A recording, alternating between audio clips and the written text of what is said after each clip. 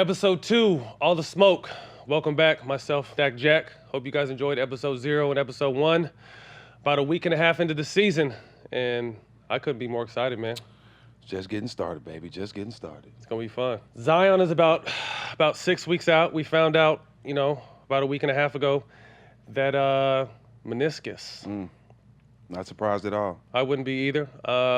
To me, I think it's overhyped. I think they're trying to paint a crazy picture early on that he's too big and he's too this and he's too that. A meniscus is an injury that can happen to anybody, like a sprained ankle. But I will say I do think in the scheme of things, when he starts to kind of understand what the rigors of the NBA are about, how many games, what the travel's like, I think he will need to come down to probably about 260, 265. I think that Zion will probably be the best Zion for the league because of how long the season is and, the travel and how much they're going to depend on him. His body, everybody knew was going to be a problem or be an issue coming into the season. You mean issue in a negative way? Yeah, because it's the difference between looking like a grown man and playing with grown men. It's a totally big difference.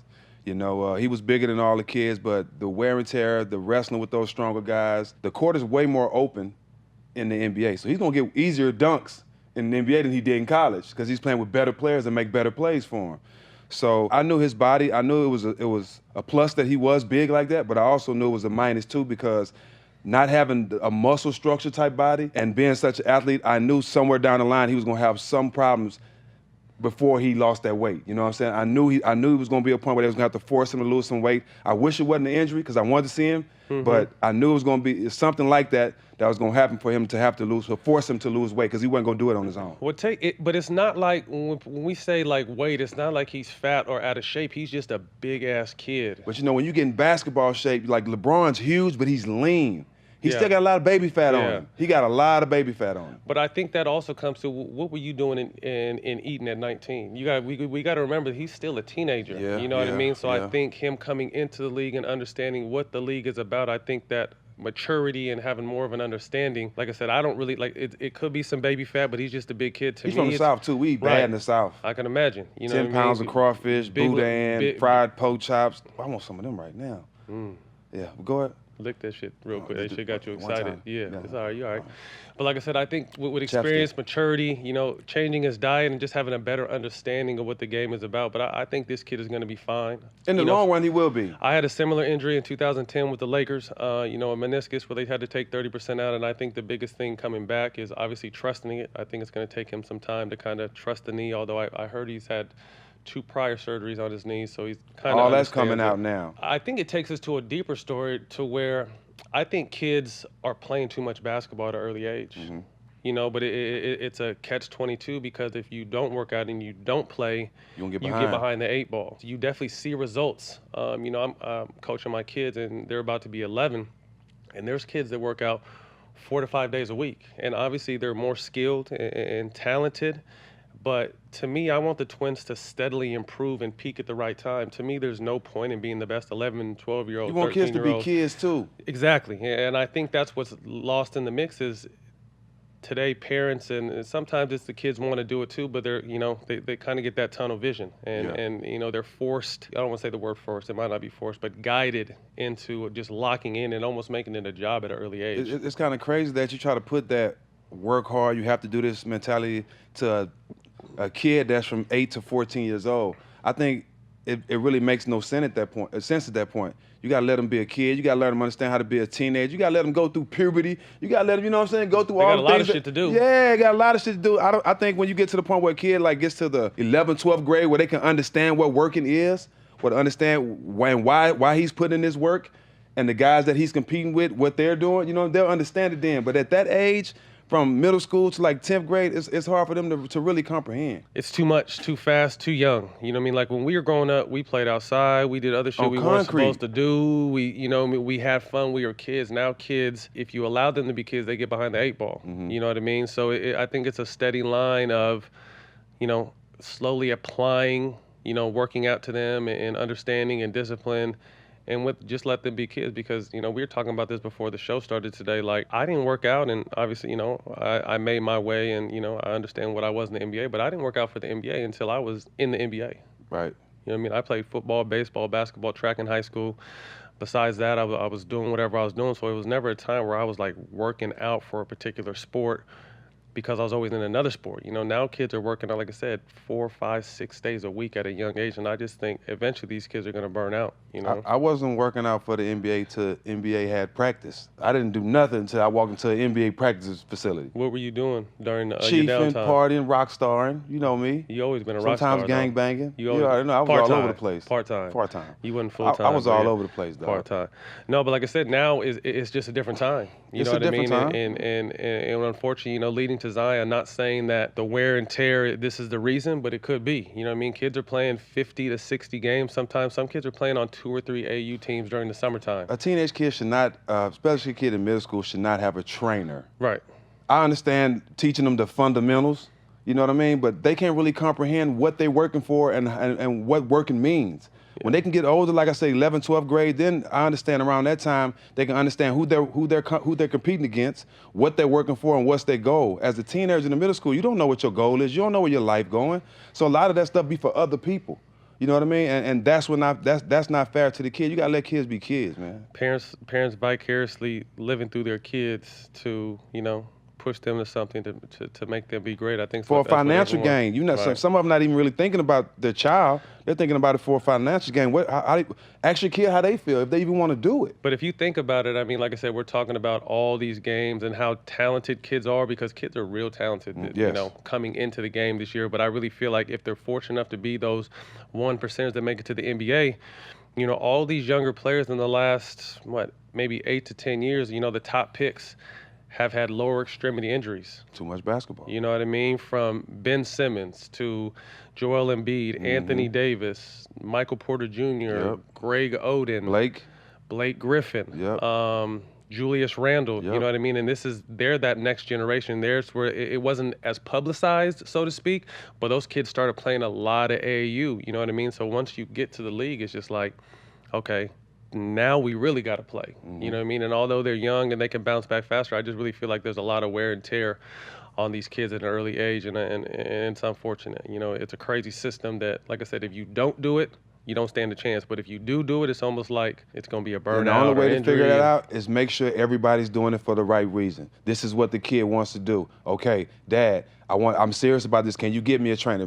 Keep the kid involved, but don't think you know everything that's best for him, because the kid might not want to do it. Well, they have to want to do it. Yeah, exactly. And I think that's a good point. I took the twins. I surprised the twins last year for their 10th birthday and took them out to Orange County and and Kobe worked them out for their birthday. And I was telling Cole before we got up there, he's like, what are the boys into? How much they work out? And to me, like, I've never been one to make them do shit. Like, if you want to work out, cool. You know what I mean? Like, you have all the resources to be 10 times better than me and be successful and everything, because I've provided that. But if you want to fuck around and play on your iPad, play on your iPad. But your boy's different because they seen a lot. They got a high basketball IQ. And they seen a lot, bro. On and off the court. They got championship rings. Yeah, you know what I'm saying? They seen a lot. They got a high B-ball IQ, and I think that's what's got them to this point. But as far as skill, they're not where some of their teammates are, some of the kids in their class. But to me, like I said, it goes back to my point.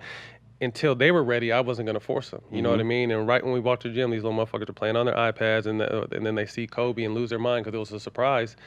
And then he's, what you guys been up to? And I'm just like, playing on their iPads. And then he's like, well, where you guys going to college? And they both say UCLA at the same time. He said, yeah, you guys would go to UCLA, but not to play basketball. And they looked at him like, huh? And he's just like, you got to work. That's crazy. You know what I mean? You got to work. And now, since then, it's been a steady progression of, Dad, let's shoot, or let's go dribble and let's do that. And I love it. When they're ready to do it, I'll work and I'll get them some outside help. But like you said, until they want to do it, making them do it 5, 6 days a week, making it a job at this age, I think is the wrong thing to do. It's crazy. I got a story too. Kobe's farewell tour, last game in Atlanta. I was there to bring my son, my 13-year-old, and that changed his life. Yeah. Because Kobe, all the people waiting on Kobe, he stood there and talked to my son for about 15 minutes. And you know how many people waiting on him. And it touched my son. You know what I mean? And let him know how much he had to work, and that the goal is touchable, it's reachable now by talking to Kobe Bryant. So, You know, shout out to Kobe for that. He did the same thing for my boy. But you know, to speak to that, like I said, I think what's got my boys bound is their IQ, and the best part of my career was the end of my career because the boys were old enough to understand the game, so they're in the locker room with Kobe and Powell and those teams when they're really little. You can't buy that, And man. then they graduate and they get a little older, and then I'm with CP and Blake and DeAndre and JJ and all these guys and Doc Rivers, so they're soaking that up. And then my favorite part was my last season with Golden State, where Coach Kerr was so cool. During the playoffs, they're on the team playing with us. They're in the hotel. We're in the Western Conference Finals against the Houston Rockets, and Isaiah and Carter having a shootout against KD. You know what I mean? Like that kind of shit you can't buy pay that. for, you can't teach. It's just that kind of experience. You know what I mean? And I think we didn't have that growing up. Hell no. You know what I mean? So it's just perfect. like I said, we give them all the opportunity, but to me, make it a process. Let your kid excel and peak at the right time. They peak too early. What's the point? And let them have an input. You know, let them have an input on the situation. It's their life. I would say so. Rookies, like I said, with the season just going, you know, some impressive rookies. What was rookie life like for you? Because we had different paths. Like I said, we weren't the parade decorated draft picks and instant money. You know what I mean? What was your rookie experience like? Well, after bouncing around, breaking both of my feet overseas and all that kind of stuff, when I finally got to my rookie season, it was 2000, 2001, I think, New Jersey Nets. I started my first game, but what was good for me was I was on the team with the #1 draft pick, Kenyon Martin. We both were from Texas. We knew each other, so that was perfect for me. My first year I was with him. He had my back, and you know, when you're #1 pick, you come in the league, you do everything you want. So my rookie year was real smooth, and I had Stephon Marbury too. Oh, gee. They really held me down. The sad part about my rookie year was at All-Star break of the rookie season, I was leading all rookies in scoring. How many points? Like 10, almost 11 points. All rookies in scoring. Make the rookie All-Star game, come back from my rookie All-Star game and don't play no more. Like Barron Scott just stopped playing me. Nobody knows why. To this day, he just stopped playing me, and that's how my rookie year ended. You never got to ask him? I don't think it won't go like it should. Oh, okay. I love Barron Scott, but if he tell me the wrong thing, you know I click. Spree well him? I'm not gonna spree well him. I'm not a choker. I got hands.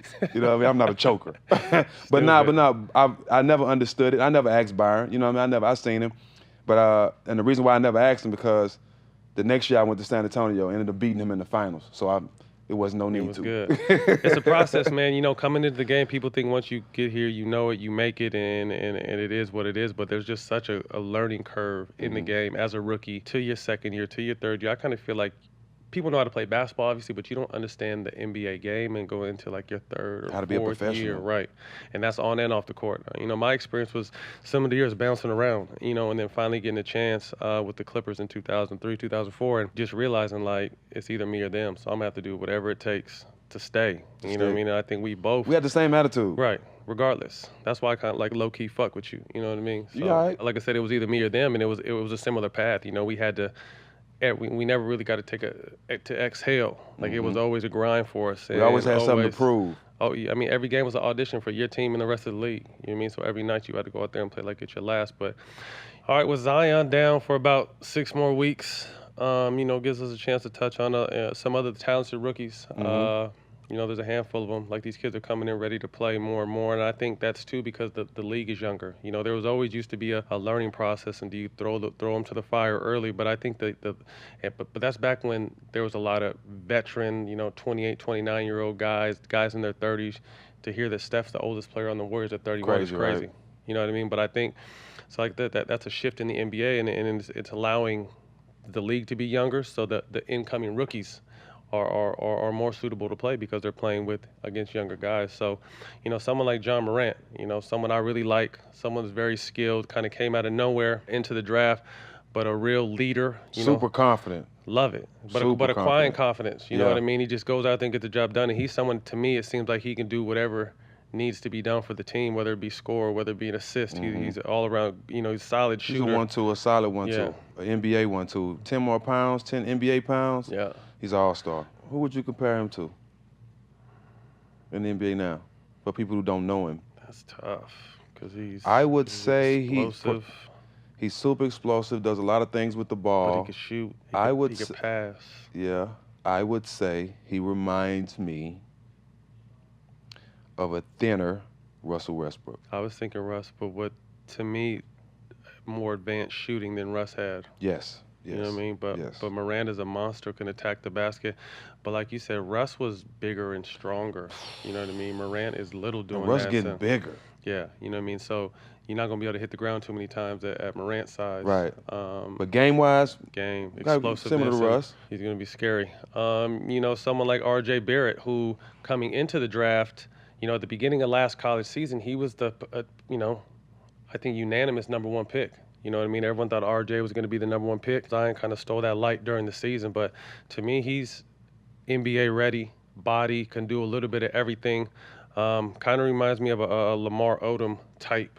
You know His what I mean? basketball IQ is Huge. unbelievable. Obviously, RJ has a better jumper than Lamar had it at that point, but someone who's big that can do everything. To me, he could be better than Lamar Odom, and Lamar Odom was a hell of a talent. Lamar was changed the game with the way he played and being 6'11" out there, being able to do absolutely everything on the court. So saying that, you know, people may not understand Lamar, but saying that he could be better than Lamar Odom is a hell of a goal. Yeah, that's a great comparison. I mean, Lamar just did it all at 6'10", 6'11", you know, but they got the same type of lefty game, use their body well, you know, both good playmakers. Unfortunately, he plays for the Knicks, so. Yeah, sorry, RJ. We won't be talking about you much this year. He should have a great year in New York. They're not going to win, but Lamar Odom is a good comparison. Darius Garland, Cavaliers. Shoot the lights shooter. out. Yeah, he's probably the best shooter in the draft. The Lakers really wanted him. Pure shooter. He's gonna be good in Cleveland. You know, he get to play, get some experience. But I would have loved to see him with double teams on AD and LeBron and have him out there shooting. This kid can shoot the lights Could out. have been scary. Rich Paul introduced me to him. He's a good kid. He's a shooter, so you got to compare him to a shooter, Like a who, knockdown shooter. I would say he reminds me of. Let's see. He's not a Clay. He's more of a C.J. McCullough type. He's more C.J. McCullough. Get buckets, knockdown shooter. Would you say C.J. is more of a bucket getter or a shooter? I think C.J. is a bucket getter. Yeah. He can definitely shoot that. He's more of a bucket getter than a shooter. You're right. He's more of a bucket getter. But Darius has those same things too. Like I'm saying he's a shooter, but the kid can flat out play. DeAndre Hunter, the Atlanta Hawks. That's it. 3-4. Real talented, you know, high energy guy. Yeah. He kind of reminds me of Gerald Wallace. Crash. Yeah, he blocks shots, hard. rebound. Yeah, got a lot of energy. Played well in the tournament. That's when I really found him. Was in the tournament. He could do a little bit of everything. So I was really impressed with him. Someone I really like is Tyler Hero, the kid out of Kentucky, the one and done, shoot it, handle it. Yep. Plays at his pace. I was very impressed because I didn't really know. I heard about him coming out of high school and, you know, the 1 year in college, but to be able to step up on this level and although it is the preseason, you could just tell the kid knows how to like him play with Jimmy basketball. Butler too. Yeah. You know, he gonna learn how to play, and he's gonna play more too, because you know they suspended Dion Waiters. Yeah. So he's gonna play more now too. So, you know, if they could get all those guys together with Dion Waiters, they gonna look good. Tyler, he's shown in preseason that he belongs in the NBA. I love. He reminds me of Devin Booker. You think he's got that? They got the same type of game. Ooh. Come off screens, real smooth and sweet. Like he reminds me of Devin Booker. Devin Booker's one of the best, to me, best pure scorers in the game. He's gonna be like that for a long time too. Devin Booker might not win killer. shit. They might not win shit, but he's gonna be good. I've been saying he's got to get out of Phoenix with that bum ass owner they got over there, Sarver. He's wasting his years. Shout out to they gave my boy JJ the job though. Shout out to JJ. JJ Johnson. Played with LeBron. Yeah, James Jones. They got him running the team now. Good basketball mind. Yeah. Oh, how many championships do he have? Just come along, play your role. Perfect example, play your role. Play your role. Someone who didn't always get a star chance in your to play. role. Right, like that's Doc Rivers shit. That's what I live by. But whenever he was called upon, he was ready to play. Constant professional. So it's good to see that, you know, they're making some decent management decisions over there. Ain't enough though. Considering who the owner is. Ain't enough. They trash. Kobe White. Yeah. Anytime you got the name Kobe, that's a lot of pressure. Playing in North Carolina, he was a leader. You know, he's just like John Morant. Confident, ready to go, can play 1 and 2. You know, in Chicago, he gonna play a lot of minutes too. Yeah, I like his mentality. He looks like a killer. You know, it looks like he belongs there. He's been there. I always like to see that out of a rookie. Little guy that just scores it. He reminds me of John Wall. Really? Fast. Yeah, he reminds me of John. He shoots better than John Wall, but he reminds me of John Wall. Someone else that I really like and probably to me is one of the most talented players we've seen in the last couple of years is Michael Porter Jr. You know what I mean? He got a redshirt year in the NBA. You know, hopefully he can stay healthy, but he's someone that I see as 6'9", versatile, can handle the ball like a guard, shoot the ball, mid-range. Athletic. Dumb athletic, but and someone too who has a pure jumper. You know what I mean? So I think he's a big X factor if he could stay healthy. You know, for having Denver fight for that West. Yeah. Carson Edwards, someone that impressed the hell out of me in the tournament, man. This kid shot the ball and really had his team overachieving in the tournament. Someone who shot the lights out. He showed Ain't gonna early. be too many shots in Boston. There may be though. You know what I mean? Where? The boy just got the extension. Huh? Yeah, he just got that hundo and some change. Yeah. So he gonna be shooting the ball. Kimber done showed up. He jacking for beats. Got Tatum. He got to prove himself. He didn't. He kind of went backwards last year. So I don't know. Hayward. And then you got Gordon. He Ain't gonna be too many bullets in the gun for him, bro. You know, He gonna be shooting blanks. Second unit, he gonna get some looks. But like I said, someone who's small, someone that could do it all as far as scoring. Mm-hmm.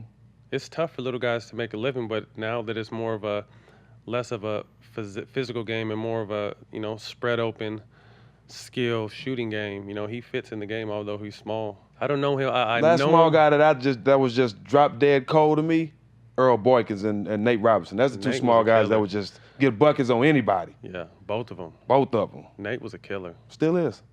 Yeah. He's someone that should have definitely found a job. We got to have him on the show because he's very entertaining. You know, Nate's a character. Yeah, Nate's a character. We got to find Nate. Shout out Nate. Shout out him and Booze. They got a podcast too. Shout out that podcast. Yeah. Yeah, fuck Nate. Nate pranked me. Quick story with Nate is we was in New York together in my brief stint That there. fast.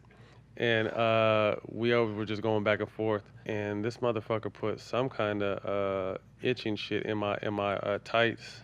Had me fucked No up way. on the court. No, that's the crossing. Had me No. fucked up on the court. So that, I mean, he had a better prank. No, I mean, I got him back. I poured a bunch of salt all over his ice cream, and he Nah, took a that big ass still ain't. bite, but it's not nah. even close to what he did to me. That's why fuck you, Nate. Straight up. Oh my goodness. That's my dog, though. We played a little flag thing together last 2 years ago or something like that. Yeah. But super talented. Super talented. Dunk contest as a little Football. three-time champion, super athlete. One of the best athletes we've seen. I call him a walking bicep. He's just Big, like a strong one, kid. just walk one muscle, just walking down the street. Ugly as can be. Oh, Midnight Thug off Penitentiary. That's what he looked like. Carson Edwards, not afraid of the moment. Someone Mm-hmm. who had a really big preseason.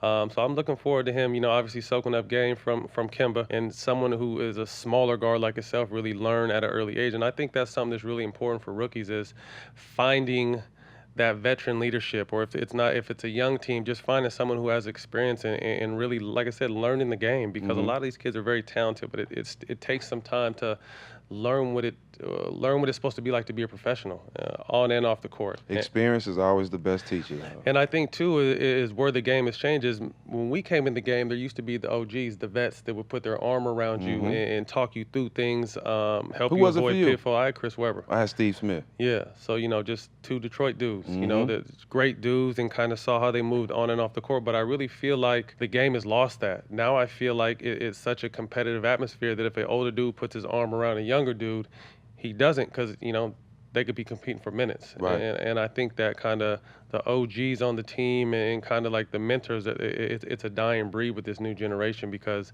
everyone is scrapping for minutes, and it's more competitive, I think, than it used to be. Because like I said, the league is shifting to a younger league. I remember getting a call to my room from Greg Popovich in Seattle. I was coming off the bench. Steve Smith was starting. And that was my guy. Like, I was at his house. His wife was cooking for me. Like, he treated me like a little brother, everything. Taught me everything I know about preparing for the game and everything. And him and Tim was in the room, and Pop like, you starting tonight. We're going to start you tonight. And the whole time I'm thinking was, how I'm going to tell Steve Smith, like, you know, I don't feel comfortable. I'm young, so I'm not knowing this is a job. You know what I'm saying? This is my second year in the league, so I care about my relationship with Steve Smith more than I care about starting. You know what I mean? But the good thing about it, we talking about vets and what they do. I walk in the locker room, my head down, because I know Steve right there, and as I pass him, he grabbed me and turned me around like, look, go out there and do what you, it's not personal between me and you. You know, go out there, you my little brother, go out there and do what you want to, don't feel no type of way about it. That helped me go out there and there's no play. question. I'm talking about that was a lifesaver for me, but he didn't have to do that. Right. But that, I'm just going to test what you're saying about the OGs. They don't do that no more. We needed that. Right, they need it now absolutely. too. They definitely do now. They just don't have it. Right. I remember early on, like I said, my thing was being a Laker fan growing up, big time Laker fan, still a Laker fan, but I was living in Sacramento, going to UCLA, and this is when the Kings and Lakers had it was a rivalry. They were the top two teams in the West, and usually whoever won that was going to win the finals. So just being a huge fan, and this is probably, after my first season. After my first season in the league, so I'm going home every summer, being able to work out with C Webb, White Chocolate, Peja, back in their heyday, Bobby Jackson. So I'm supposed to go back and sign him. I think it was a 2-year deal with the Clippers. I end up, talking to Rick Adelman during the summer, and he asked me what I had going on, and I, really said nothing. I was super excited to try to play for the Kings, so I ended up signing a deal with the Kings, and then that's when they traded Chris Webber to Philly, and I was just a throw-in at the time, so I went with Chris. So it was my first time finding out on ESPN that I was traded, and then I was traded with Chris, and what a big deal because he meant so much to that city. He ends up going to Philly. I go with him. And we were just, miserable. It was just something completely different than what we were accustomed to, at least I was. And that's when he really kind of took me under his arm and taught me how to, work hard, even though I wasn't playing, and what I need to be doing, and kind of kept my head in the game. Someone that like I said, I really leaned on to this day, who like I said, was a big brother, and someone that really got me through some of the toughest times, because I could have possibly been on my way out. And he used to always just, you got game, keep working on your game. He actually gave me his shooting coach, and that's when I started to work on change my formula. My form was still fucked up, but I learned how to make that fucked up form go in the basket. Yeah, you know what I did. mean? Yeah. So it was ugly. and it was all, but it went in. It went in though. It went in. No, but I mean, like I said, vets. I mean, back to the point. Vets are important, man, and I wish there was still that kind of veteran leadership in the league. Like I said, there's few and far between. With guys doing that this year. Every team needs at least 1 or 2 vets. Oh, there's no Every question. team. And even if they don't play, obviously if it plays, it helps. But just to kind of give these younger guys just a little bit of an understanding of what to expect and what's going on. All right, so we're in the balls now. Just an intriguing family overall, and they've been in and out of the headlines for the last, 2 or 3 or 3 or 4 years. Obviously there was someone that we saw grow in front of our eyes on Instagram and the internet, and that's the Ball family. Interesting family, interesting dynamic. I think, first of all, shouts out to Lavar for raising and being a part, because there's such a stigma on You're gonna have to unshout out him too at the end of your conversation. Yeah, there's no question. But like I said, I like to put it on easy before I dig in, because I'm unshout out somebody. That's crazy. I'm definitely gonna have to dig in on him. But like I said, being there, raising 3 men and being an integral part of their life. But to start back on the brand as a whole, and it's kind of crumbled in front of our eyes of late, and it's been interesting to kind of sit back and watch. I thought they had a chance when Zoe was coming out of UCLA, going to the Lakers. LaMelo's doing his thing. Jello's doing his thing in high school. They had a chance to really change the game, I think, with the Triple B brand. They got up to the right start. But I think before it even got out, it had the foundation because the boys are so talented. But I think when they came out with the ridiculous price points, I think from that day when it hit, although they got some sales, I think, to me, in my head, I'm just like, damn, they missed the boat. They had a real chance, because to me, if you make a reasonably priced shoe, you got to think at the time, you could buy 2 pair of LeBrons for the cost of 1 Zoe. Right. You could buy 2 pair of Mikes, 2 pair of KDs, 5 pair of Stephs. I'm playing. Shout out, Steph. I love you, boy. But, just like I said, but to have an unproven, somewhat player for the Lakers, a lot of pressure, but you missed the boat. You're charging $400, $500 per pair of shoes. You charge $80 and have some reasonable slippers, and you got 2 more boys coming down the pipeline. They could have changed the game. Dad was doing too much. I mean, and that brings me to the unshout out part. Yeah, Dad was doing entirely too much. Like, okay, we went from, man, what's the dad name? Lavar. Man, we love Lavar. To going in the barbershop and you hear, man, fuck LeVar Ball, man. I can't stand that motherfucker. I think in like a month span, it wasn't even long. It wasn't even that long. But I think that he had everybody's support for a second. No question. When it was genuine. When he started opening his mouth, saying dumb shit like he'll beat Jordan, and saying, did he say something about Magic's not a Hall of Famer, and all kind of stuff he was saying that had nothing to do with his son's career. That fucked up the whole operation. But at the same time, putting a target on all his sons' backs. Yes. You know what I mean? Because they're good, quiet kids that just go about playing, and then their dad is just saying, where is Chino Hills? Where is that? Shit. It's out in the IE. It's deep. It's out that way. But to me, I think the bigger thing is when the light hit Lavar. You know what I mean, when he realized like what this new social media famous era was about is when he kind of When it lost came his about mind. him. Yeah, and like I said, I think it shifted from these are my boys to look at me. You know what I mean? I'm the star, and it's really kind of gone downhill since. You know what I mean? With the whatever the brand is doing. Like I said, I think the price point was crazy, so the brand didn't do what it had the capabilities of doing. And then for Then the Suns came out and said the shoes was was trash. some dog shit. Zoe said he was changing them every single quarter. I know the You know feeling. what I mean? And you know, because you were in proteges Man, one man, time. I and had a this company shits were some fucking protege terrible. shoe. Dog, you remember my whole bottom of my Bro, shoe? the first game you jab stepped and your soul came off. It was my first signature shoe too. The, On protege the- at Walmart. The stack I'm trash. talking about the first jab step. Gone. I'm in the paint, my soul at the 3-point line. I'm like, what the? So I go get a new pair, hit somebody with a nice move, my pinky toe sticking out. I'm like, oh man, I had to call out like, Al, man, this ain't gonna work. As much as I want to support the brand, bro, this ain't it. And that's what people don't understand. You see Lavar talking about Zoe thinks he's not going to be with Big Black. The shoe is some bullshit. You know what I mean? And Zoe has already had some ankle problems. Baller brand bullshit. That's what Big B, Triple B stand for. You know what I mean? Baller So brand to bullshit. me, I understand of growing the brand and making family money, but you got to think your feet. You only get one pair of feet. Right. You know, and I had a situation where I had a fucked up toe from football coming into college so I always had messed up feet. So I remember when I was with the Clippers, brand black, I think that's what it's called. And we're talking to me and Jamal. Black market. And I put the shits on, and when shoes are some bullshit when you could like pull them hella tight and both sides come all the way together. That's what the Payless shoes used to do. You used to get 3 real for cheap shoes $39 used and to do that. Payless. That's what them shits did. I was just like, man, my foot is already fucked up. To me, the money is not worth it. And Not at I think all. that's where, Zoe being someone who's been injury prone, lace them Nikes up, bro. If you could hear us, if you see this, wear them Nikes. Fuck that Triple B, because you have a career to worry about. And if you can hear this, I seen you had on the undefeated Kobe's. Man, I'm trying to find them, bro. Let me get some. Holla at me. I need the undefeated package. You seen there's 3 pair. I need all of them. You gotta be on a certain level. Yeah, talk to them. I'm definitely on that level. Okay. Holla at your boy. Okay. I pay for them. That's why they call me Stack. I pay for them. That's why they call you? This what you. Look, Show what they call you It's not a Stack. game. They call me Ooh. Stack for a reason. That boy got keep me. a stack on me. That Now, boy- now y'all want to know why they call me Stack, bruh. Because I keep a stack on me. It's not no game. That's my What was name. you telling everyone earlier? Don't call you Steven? Why Don't, can't they call don't you call Steven? me Steve. It's my stepdaughter at home says Steve when she want to make me mad. My name. No one need to call me Steven or say my Steven Jesse Jackson unless you the popo. And I don't plan on having a popo call my name no time soon. So Stack is my name. All right, man. Focus. All right, we back Right. to Zoe. And to me, touching on Zoe, the best thing that could have happened to him, whether it was a trade or not, was getting out of LA. Right.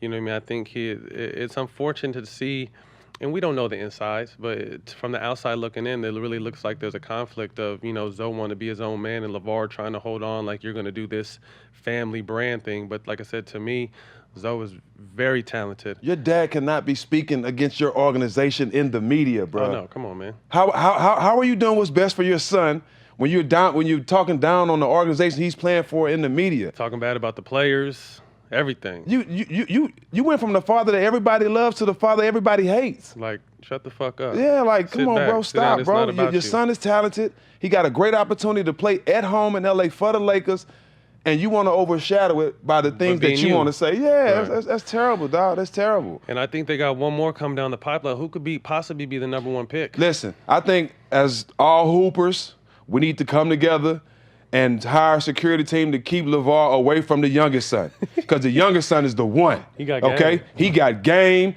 He got everything, all the Swag. talent. He out there He overseas soaked up working, the doing his game. thing. We cannot let Lavar mess up this kid's career. This kid got it. He definitely got it. He got it. He got it. You know what I mean? And like I said, to me, it's being a father, raising twins in this space. You have sons that are in this space. To me, the second you start making it about you and not about them is where you miss me, because I'm more critical about father than anything. Like, Right. father's the best thing in the world to me. You know what I mean? So like I said, at first I shouted him out for being there and doing and raising, but to me, now that the light is on him and people are saying his name and he's doing too much, man. He got to sit down and play the back. And then the other cat, what's his name? You don't want to lose your kids, man. And then I just seen Alan Foster on, I don't know what the fuck he's on, but it was on Instagram talking about Zoe has torn ligaments in his ankles and it's not the shoe's fault. And he needs to get, man, sit your motherfucking ass down. Aren't Always you the a one hater. that stole a bunch of, he's allegedly stole like over $1 million, whether it was him, and then some people are saying it had something to do with the dad, but Oh, he need to be looked at. The Dad, whole- you worrying about his other daddy. You need to be trying to find him and look at him. shake his ass down, turn him upside down and see where that Yeah. money's at, man. But you out here saying that the kid has torn ligaments and we'll see how the season goes, man. Sit your motherfucking ass down. That's the perfect example. You can be up here, but soon as somebody has their own agenda, soon as you start doing stuff that's not best for the whole family, soon as you start getting your personal gains, everything go Start downhill pulling you real down, fast. man. It's unfortunate, like I said, because they had a chance. We can't let that happen to the young one. though. I want to see the young one in the He got league for a game. long time, dog. He got man. game. I'm excited. 6'8", he keeps getting bigger too. That's a wrap, man. Episode 2. My guy. Good working with you, man. We I did hope it you guys again. enjoyed it. It's like we gotta do some of these mics though, because they fucking up our handshake. We don't look Yeah. like we got no swag with our shit, might have to man. just We come around and get it. Yeah, man. We gotta do shit Bring it right, in. man. You know, man. Shit, we got soul. Was your hand in your pocket or something? Why that shit so sweaty? Oh man, I got lotion, You moisture. moisturize? Yeah, I see man. you Baby tuck- oil, all I that. see you tucked your shit in I did today. too. Your shits look nice. They can't even tell you smoke blacks. I'm telling Anyway. Shout out to Ford. I don't smoke black. My boy Ford smoke blacks. Anyway, man, episode 2. Hope you enjoyed it. You can find us at Showtime Basketball YouTube channel, Go get that. radio.com, and all major podcast platforms. We everywhere. Find us, man. Yeah, what he said. Yeah. You can find us there, here, over there, everywhere. You We can there. Find him in the trap. Yep, all the smoke. We You here. already know.